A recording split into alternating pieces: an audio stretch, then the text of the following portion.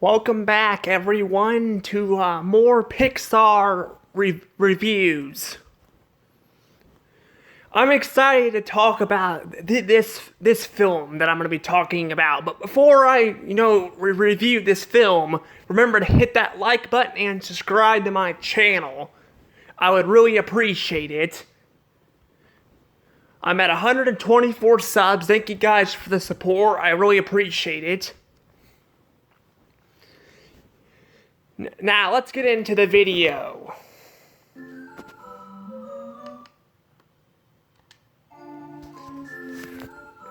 Anywho, let's talk about Finding Nemo. I don't got anything really fancy to say about this. Though, I do got something to say. There are lots of fish in the sea. There's lots of species of fish. There's catfish, there's swordfish, sharks, because sharks are considered fish. There's a whole bunch of fish in the sea. And I gotta say, we meet quite a bit of fish throughout the entire movie of this movie.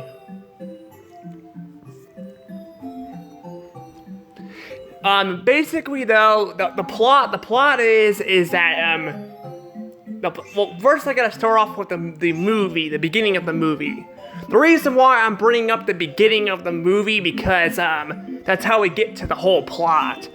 See, Marlin and his wife, have children that are in eggs, and, she's only on screen for like about 2 minutes of the movie, then a fish comes out of nowhere and literally eats her and the eggs off screen. I swear though, this actually scarred me when I was a kid. This scarred me, seeing this scene on here. It freaking scarred me. It's so terrifying. It really is. It's freaking terrifying. And then after that, you gotta feel so bad for Marlin because he loses all his kids and his wife.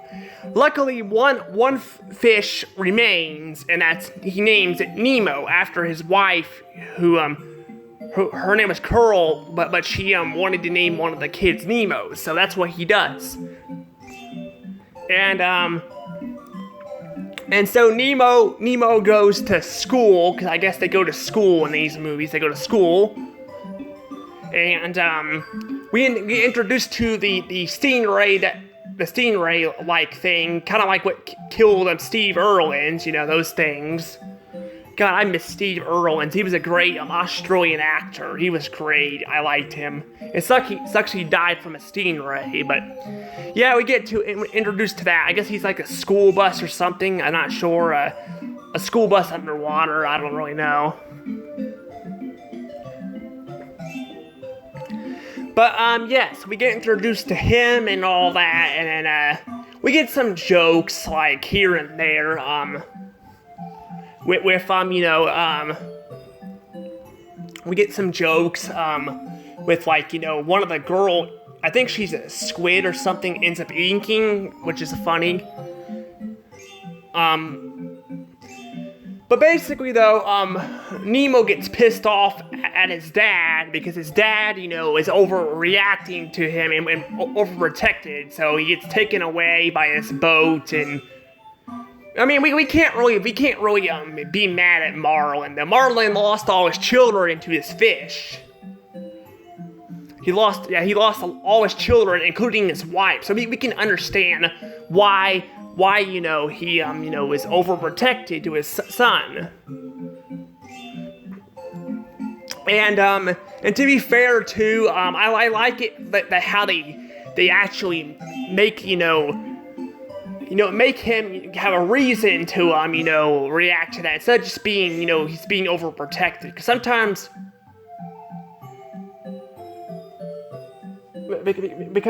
sometimes it doesn't feel like as sometimes it feels forced. Like in Ice Age 4, it kind of felt a little bit forced.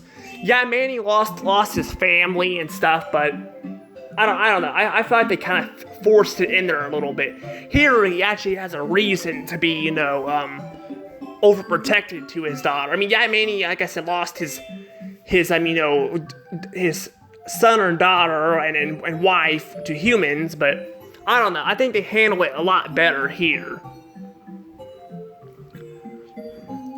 But basically, though, he ends up going after this boat and ends up finding Dory. Dory out of nowhere, she just appears out of nowhere, and which we'll get to that when we get to the sequel. But yeah, she appears out of nowhere, and because she has short-term memory loss, it makes the journey a little bit harder for Marlin and her to, find Nemo. I gotta say though, I mean, I understand the short-term memory. I get that. I get the short-term memory, loss thing. I mean, I had to deal with that when I was dealing with stress in Hannibal.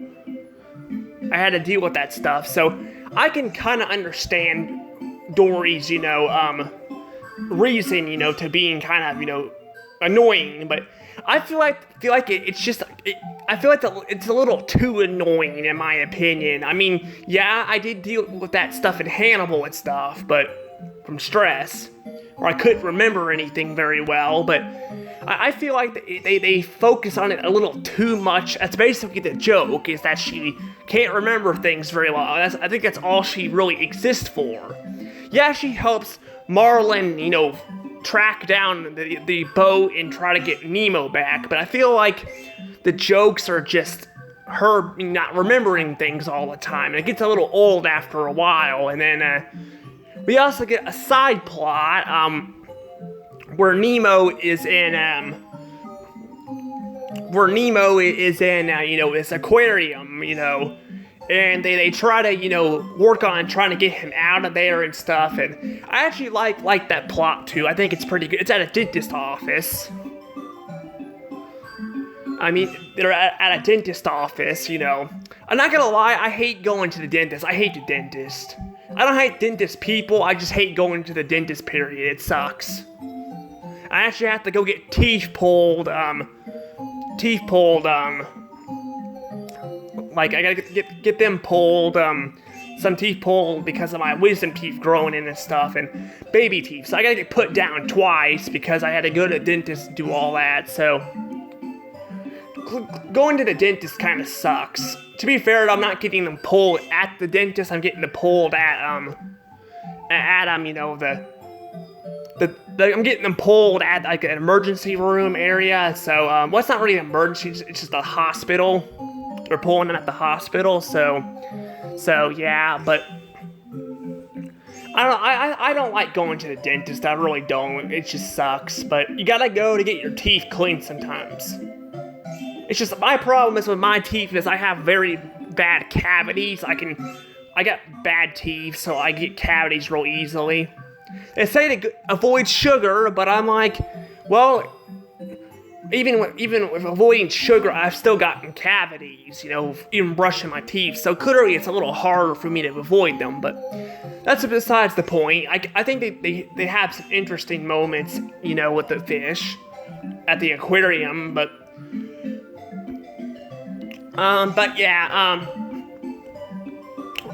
yeah, basically, there's a lot of great stuff, and I think I'm gonna go ahead and just give it a score now, so I can shut the music off. I'm gonna give this a score, and between 120 points and 100 points, well, there's not really that many flaws with this movie, it's just, I don't know, I'm gonna go ahead and give it 120 points.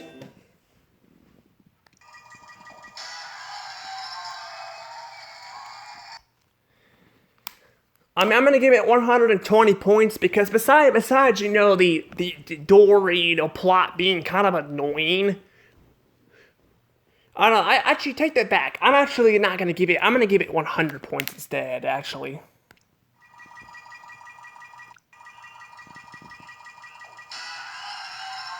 Yeah, 100 points. That's better. And I'm giving it 100 points. I was going to give it 120, but then I realized that Dory, they focused too much on Dory's short-term memory loss, and A lot of the jokes are not really that funny with her. It's more annoying than anything. Like it's funny at first when she accuses Marlin of stalking her or something, but then they get when he, when she's helping him track down this boat, but then it just gets really annoying after a while, and I'm just like, eh. But otherwise, it's not really that bad of a movie. It's pretty good. It's not really funny per se. If you guys are looking for a comedy, this movie is not going to give you comedy, but it doesn't have to have comedy. It's got a great story, great moments. We can feel bad for Marlin. We can feel bad for him. We can sympathize with him. Losing his son and regretting like what he said to him. We can sympathize with it because. I mean, when I was little, when I was actually a baby, this is years and years ago, a long time ago, I actually ran away, and I went next door to a house because I was curious. I kind of remember it. I remember asking my parents if they're okay, but they came and yeah, it's funny. I can actually remember my babyhood, but I've got a really good memory. I remember a lot of things, But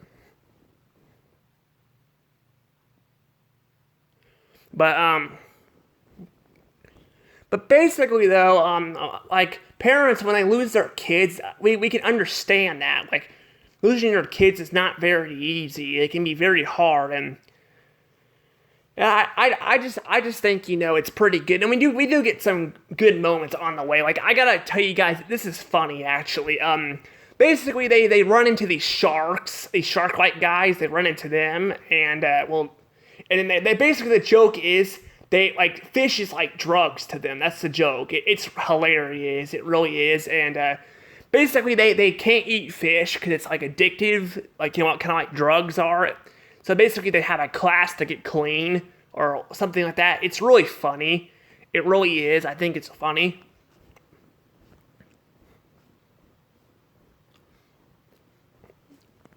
But I think it's really funny how they do that.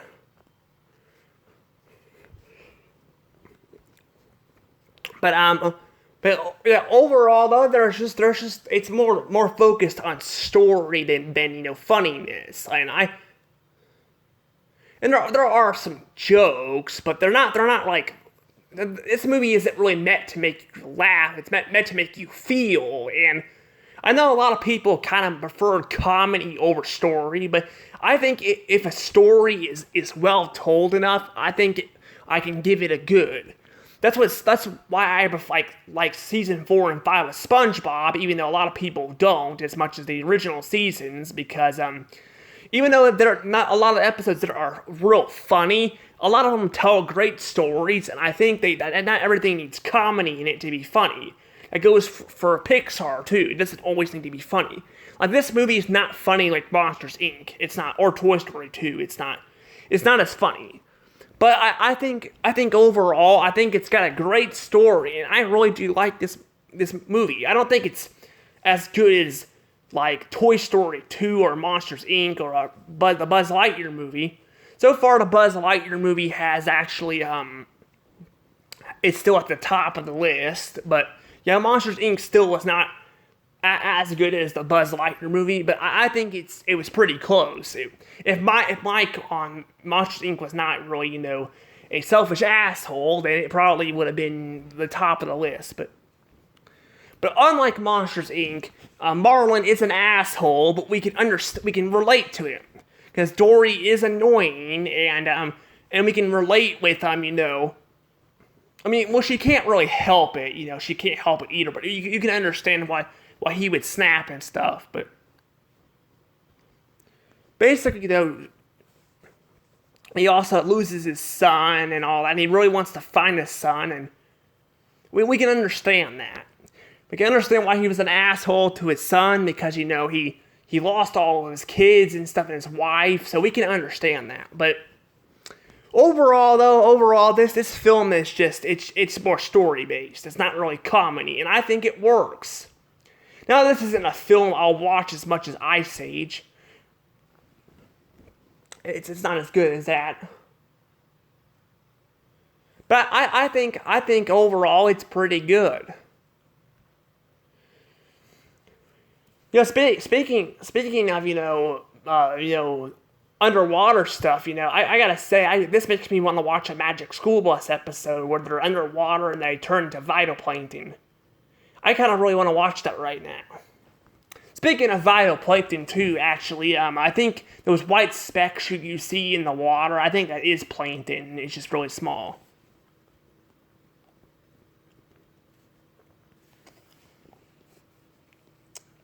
But yeah, overall, though, yeah, this film is definitely really good, and I think actually towards the end there, over like towards the end when Martin actually gets to the dentist office and realizes his son may be dead. You can feel bad for him, but it turns out he's okay because there's a sequel, to this, and let's focus on Dory, but still a sequel, and I gotta say too, that another thing that really freaked me out too, even now watching, is the giant whale that comes right out behind Marlin and Dory. It's really freaky, but he didn't eat like he didn't eat them. Well, he did eat them, but he didn't swallow them. He was just carrying them to their destination. But it's still creepy. Like imagine being in the ocean and a giant creature comes right behind you and ends up gulping you. That'd be scary. You just don't see it coming. And I gotta say too, another thing that was really interesting too is that they meet the sea turtle guy who's like a surfer guy. He says, dude. He says that all the time, and he's like a surfer like ish, which makes sense because he's surfing he's surfing the current and stuff that they travel on, which makes sense. Which makes total sense why they would make him a surfer dude. But he's like 150 years old, they say, and he's still young. I tried to look that up on sea turtles, and I found out they don't really live that long according to the Wikipedia. But I don't know if that's true, or I mean I may have not looked into it too much, but if a sea turtle lives to be 150 years old and is still considered young, that's nuts. That's really, really nuts. That means sea turtles live twice as long as humans do, which is crazy. I would love to live as long as a sea turtle, or at least this sea turtle guy, be 150 years old and still be young. I personally would love to live forever, but, we can dream, can't we? We can dream.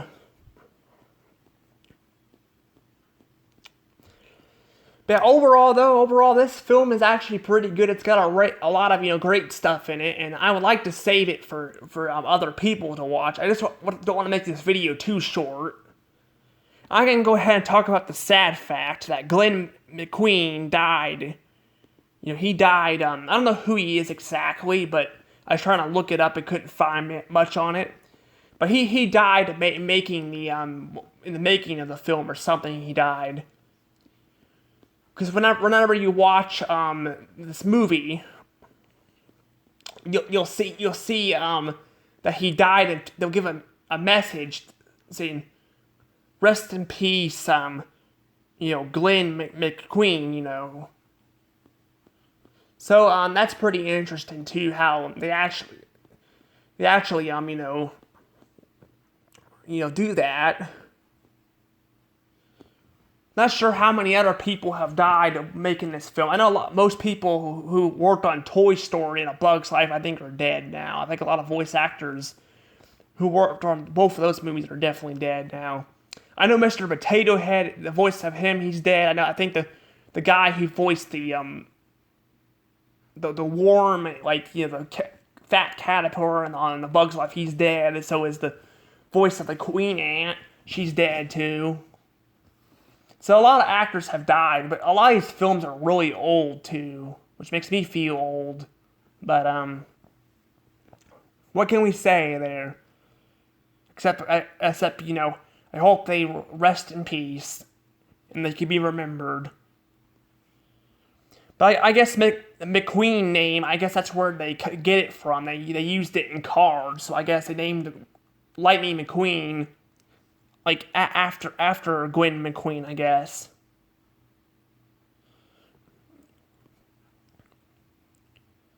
But overall, though, I think this film is pretty okay.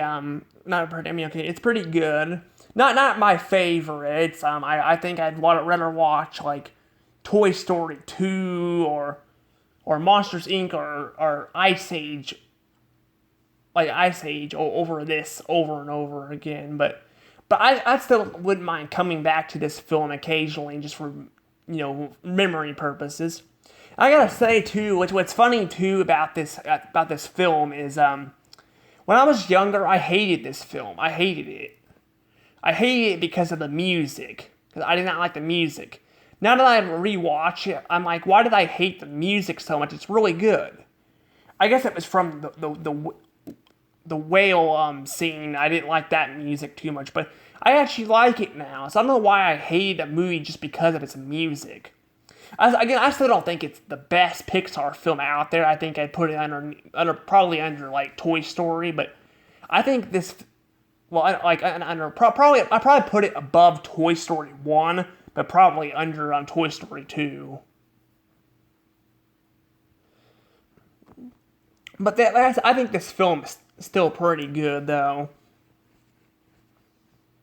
But yeah, but I wanted to talk about so it took me forever to watch this because I actually forgotten about the CGI castle intro. I know I've talked about it so many times, but I forgot to add this in the past. I want to bring this up. Yeah, I forgot the CGI castle intro was a thing because I didn't really like Cars too much, and I didn't really care for this film too much. I forgot about this.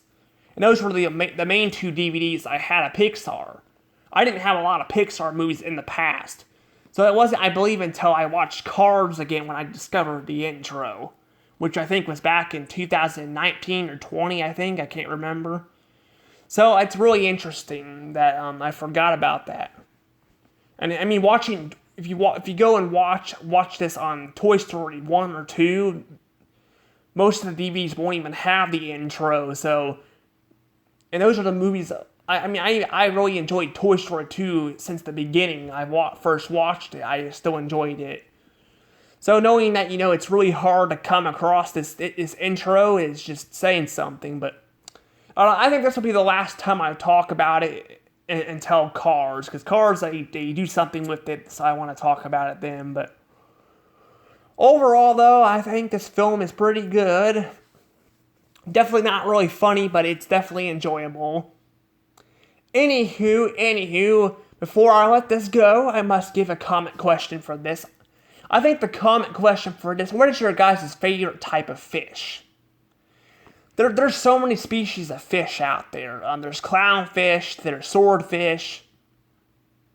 Tell me your guys' favorite fish. My favorite fish, even